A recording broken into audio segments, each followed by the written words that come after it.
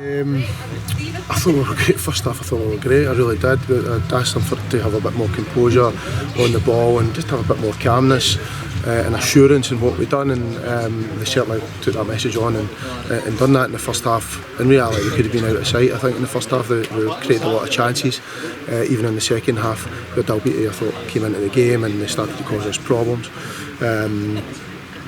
Can he not be happy with the goals? I mean, you can always analyse it, but do you know what? Like, their keepers have had some absolute worldy saves.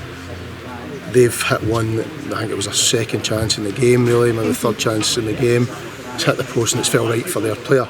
Didn't seem to go that way with us. We had to work really, really hard. I thought the guys were fantastic, great. You know, you always say in these things, character, but you know, they kept going, they kept playing, and they kept believing, and they got the reward.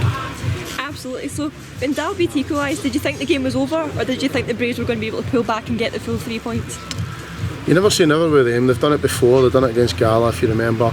I always think there's a chance. My only issue was I wasn't sure what was happening with the time. I was looking at a watch. I was sitting at about 48, going on 49 in the second half, and I was like, started to think about, right, if I'm going in here, let's not go off my head. Because it's an emotional reaction, we've actually done more than enough to win 2 games in that one.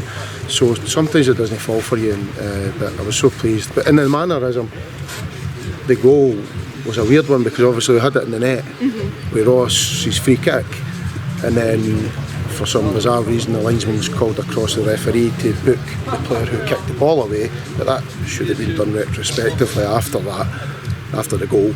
But fair play to the guys that believed it, and Scotty was aggressive at the back, which was brilliant. So what was your reaction when the goal went in and counted?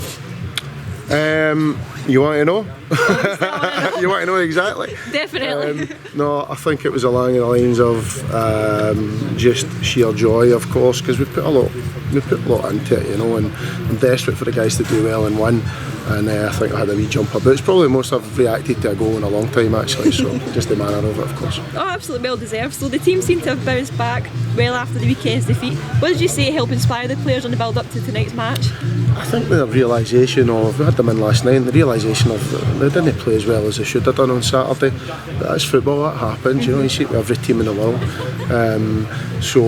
But they have got that, I think there's a word, bounce back ability. They've shown it time and time again last year with the core of the group, so I know exactly what they're about, and I was impressed with them tonight after Saturday's performance, as you say. So how big of a confidence boost is this before Saturday's big game? Well, of course it's all about confidence, isn't it? The whole thing, it's about momentum and confidence, and what a result like that does, and underperformance as well. I felt we got the both, and individual performances gives you confidence, but we keep our feet on the ground, we move on. Saturday will be a tough game against East Stirling.